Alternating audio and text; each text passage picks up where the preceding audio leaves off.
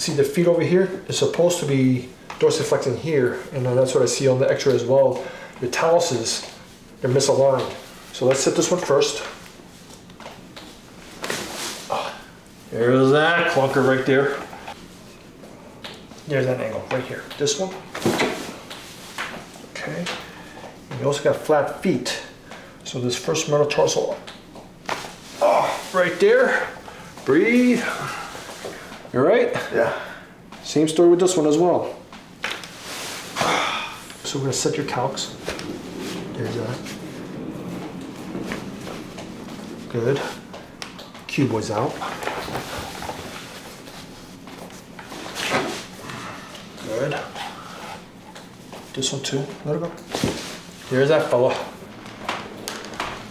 Yeah, not so much sensitivity on the feet. Used to have really sensitive.